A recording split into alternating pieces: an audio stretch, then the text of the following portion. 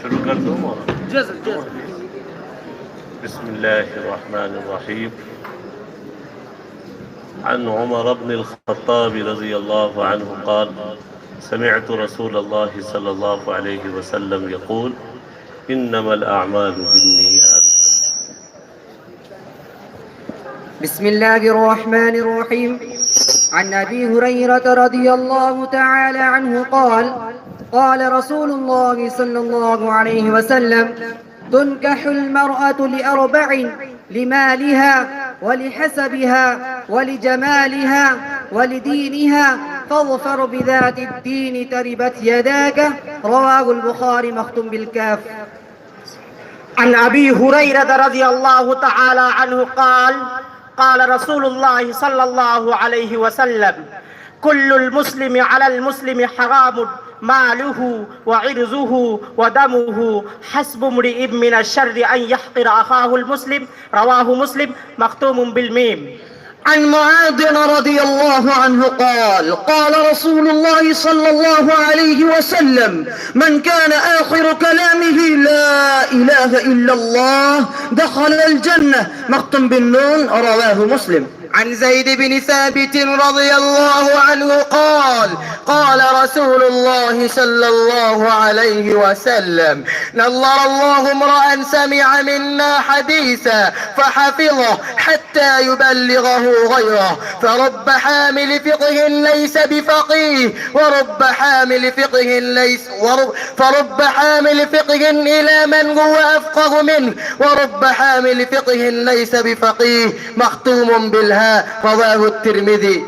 عن ابن عباس رضي الله تعالى عنه قال قال رسول الله صلى الله عليه وسلم الهدية إلى الإمام غلول. رواه الطبراني مختوم باللام. عن عبد الله بن عمر رضي الله تعالى عنهما أن تلبية رسول الله صلى الله عليه وسلم لبيك اللهم لبيك لبيك لا شريك لك لبيك إن الحمد والنعمة لك والملك لا شريك لك. متفق عليه مختوم بالكاف. عن عائشة رضي الله تعالى عنها قالت قال رسول الله صلى الله عليه وسلم كسر عظم الميت ككسره حيا. رواه أبو داود مختوم بالياء. عن أبي هريرة رضي الله تعالى عنه قال قال رسول الله صلى الله عليه وسلم يدخل الفقراء الجنة قبل الأغنياء ب500 عام. مختوم بالميم. رواه المسلم. بسم الله الرحمن الرحيم. عن ابن عمر رضي الله تعالى عنهما عن النبي صلى الله عليه وسلم قال مثل المنافق كمثل الشاة العائرة بين الغنمين تعير إلى هذه مرة وإلى هذه مرة. رواه الترمذي مختوم بالراء. عن عائشة رضي الله تعالى عنها قالت قال رسول الله صلى الله عليه وسلم الرحم معلقة بالعرش تقول من وصلني وصله الله ومن قطعني قطعه الله. مختوم بالهاء. رواه مسلم. عن ابن عباس رضي الله تعالى عنه قال قال رسول الله صلى الله عليه وسلم الهدية تعور عين الحكيم. رواه الديلمي مختوم بالميم. عن أبي هريرة رضي الله عنه قال قال رسول الله صلى الله عليه وسلم ما بين بيتي ومنبري روضة من رياض الجنة ومنبري على حوضي. متفق عليه مختوم بالياء. عن أبي هريرة رضي الله عنه قال قال رسول الله صلى الله عليه وسلم اليتيمة تستأمر في نفسها فإن صمتت فهو إذنها وإن أبت فلا جواز عليها. مختوم بالهمزة. رواه مسلم. عن أبي هريرة رضي الله عنه قال قال رسول الله صلى الله عليه وسلم اللهم اغفر لي ذنبي ووسع لي في داري وبارك لي في رزقي. مختوم بالياء. متفق عليه. عن أبي هريرة رضي الله تعالى عنه قال قال رسول الله صلى الله عليه وسلم يسلم الراكب على الماشي والماشي على القاعد والقليل على الكثير مختوم بالراء متفق عليه. عن عائشة رضي الله تعالى عنها قالت قال رسول الله صلى الله عليه وسلم ركعة الفجر خير من الدنيا وما فيها مختوم بالهمزة رواه مسلم. عن أنس رضي الله عنه قال قال رسول الله صلى الله عليه وسلم إن لكل أمة أمينا وأمين هذه الأمة أبو عبيدة بن جراح مختوم بالحاء رواه مسلم. عن أبي هريرة رضي الله تعالى عنه قال عن ابن جابر رضي الله تعالى عنه قال قال رسول الله صلى الله عليه وسلم الحج المبرور ليس له جزاء إلا الجنة مختوم بالنون متفق عليه.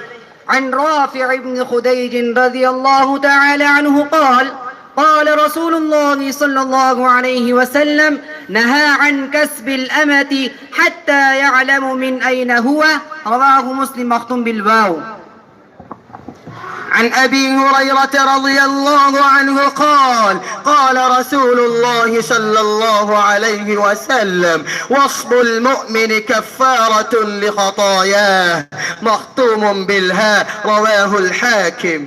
عن عائشة رضي الله تعالى عنها قالت قال لي رسول الله صلى الله عليه وسلم هذا جبريل يقرأ عليك السلام قالت قلت وعليه السلام ورحمة الله وبركاته متفق عليه مختوم بالهاء.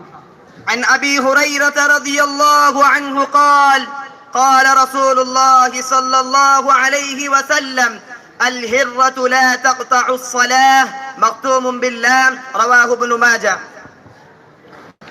عن عبادة رضي الله تعالى عنه قال قال رسول الله صلى الله عليه وسلم لا يعده بعضكم بعض رواه للحاكم مختوم بالضاد.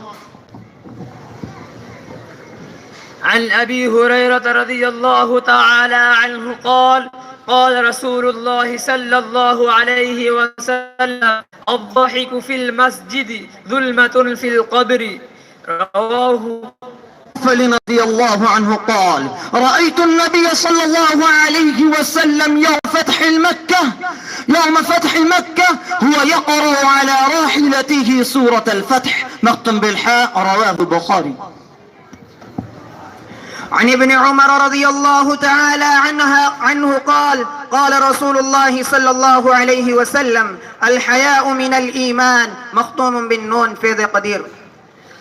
عن عبد الله بن عمر رضي الله تعالى عنهما قال نهى رسول الله صلى الله عليه وسلم أن يسافر بالقرآن. أبي هريرة رضي الله عنه قال قال رسول الله الله عليه وسلم والذي نفسي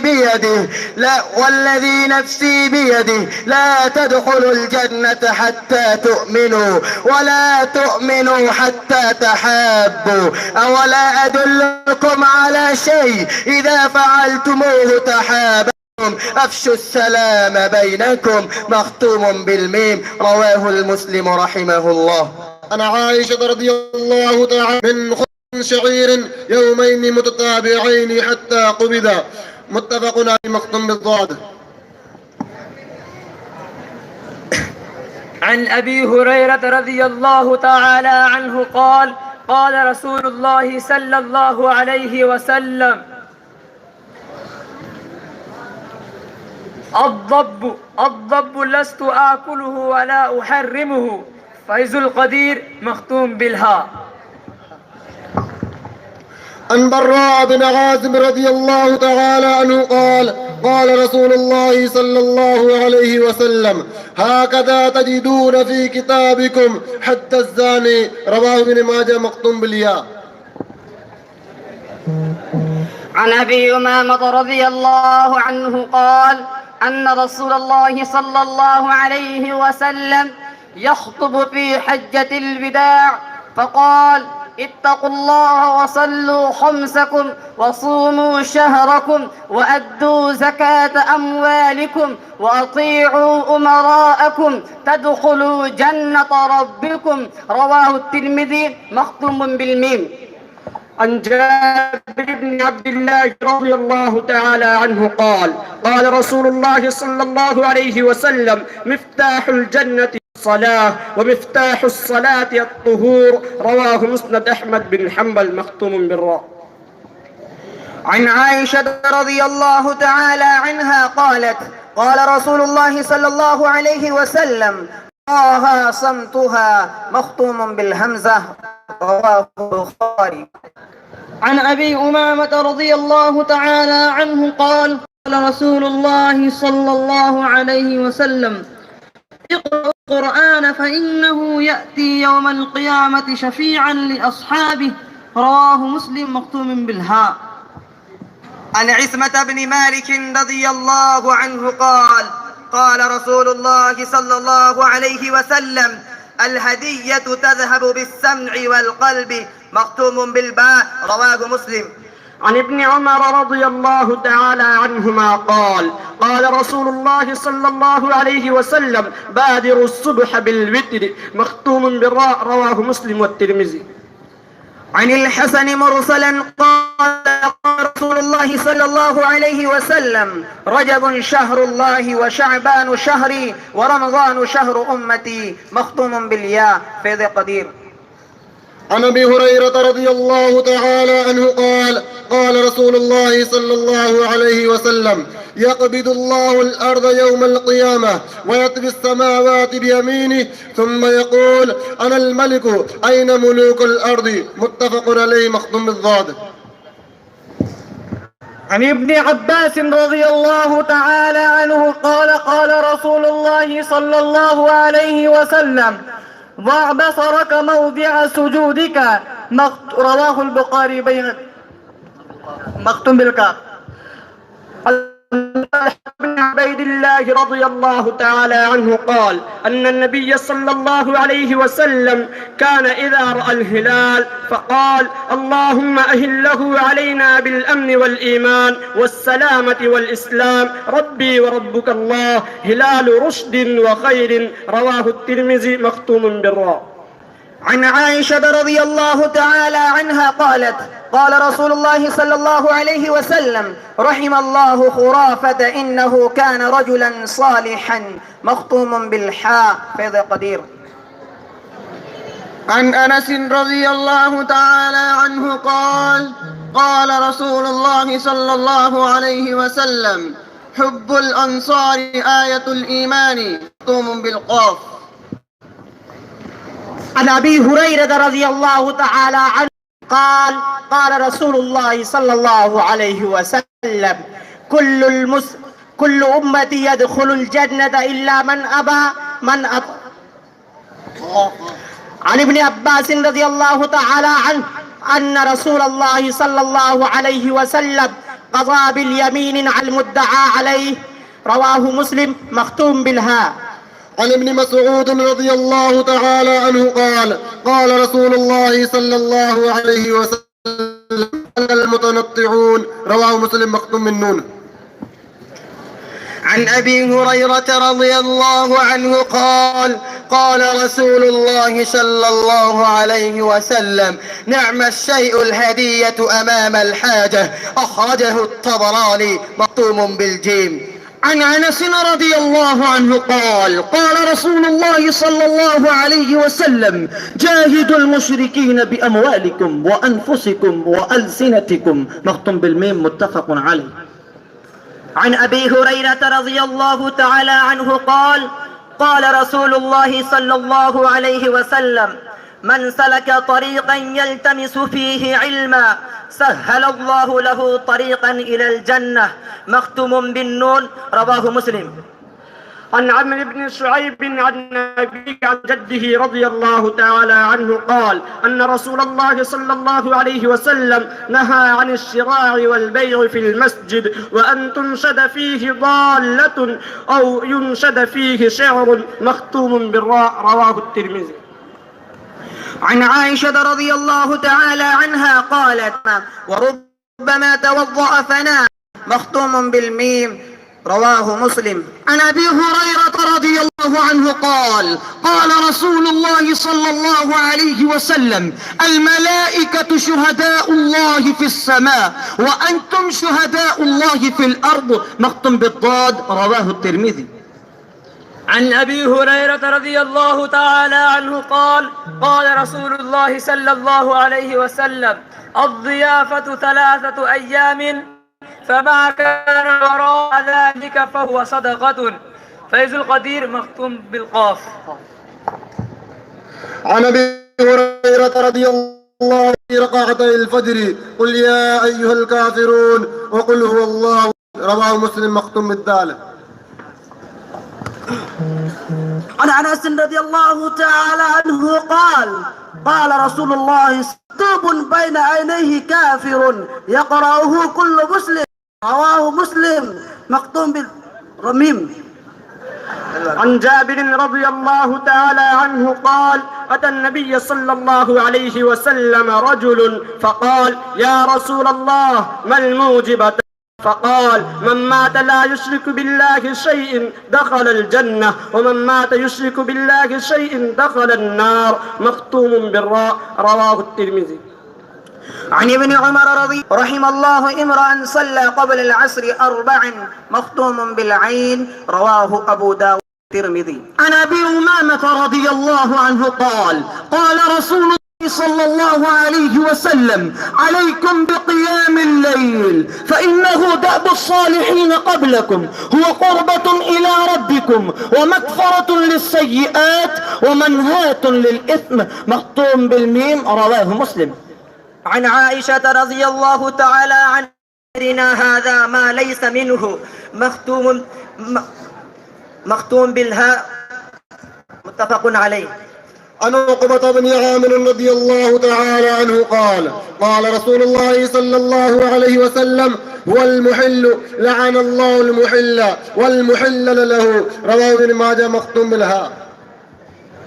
عن أبي هريرة رضي الله عنه قال قال رسول الله صلى الله عليه وسلم الهوى مغفور لصاحبه ما لم يعمل به أو يتكلم رواه ابن ماجه مختوم بالميم.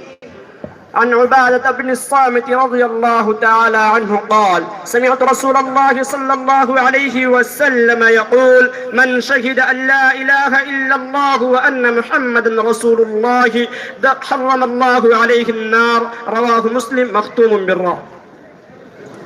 عن ابن عباس رضي الله تعالى عنه قال قال رسول الله صلى الله عليه وسلم رحم الله المتخللين والمتخللات مختوم بالتاء رواه في شعب الإيمان.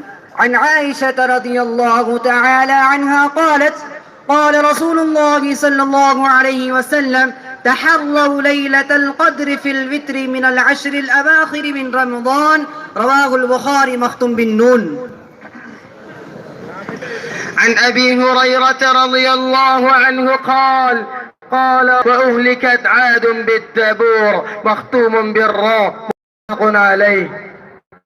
عن أبي هريرة رضي الله عنه قال رسول الله صلى الله عليه وسلم الرجل على دين خليله فلينظر أحدكم من يخالل مختوم باللام رواه أبو داود.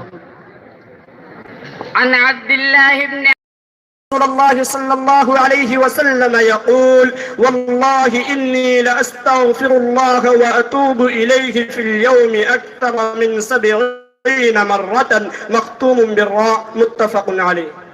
عن ابن عمر رضي الله تعالى عنهما قال رمل رسول الله صلى الله عليه الحجر إلى الحجر 3 ومشى 4 مختوم بالعين رواه مسلم. عن صهيب رضي الله عنه قال رسول الله صلى الله عليه وسلم عجبا لأمر المؤمن فإن أمره كله خير فإن أصابته سراء شكر فكان خيرا له وإن أصابته ضراء شكر فكان خيرا له مختوم بالهاء رواه مسلم. عن أبي هريرة رضي الله عنه قال قال رسول الله صلى الله عليه وسلم هما جنتك ونارك مختوم بالكاف رواه. قال رسول الله صلى الله عليه وسلم كنت نهيتكم عن زيارة القبور فزوروها رواه مسلم مختوم بالهمزة.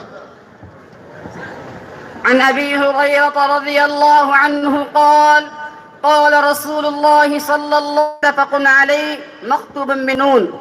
عن أبي هريرة رضي الله تعالى عنه قال قال رسول الله صلى الله عليه وسلم نهى عن 4 نسوة أن يجمع بينهن المرأة وعمتها والمرأة وخالتها رواه البخاري مختوم بالهمزة.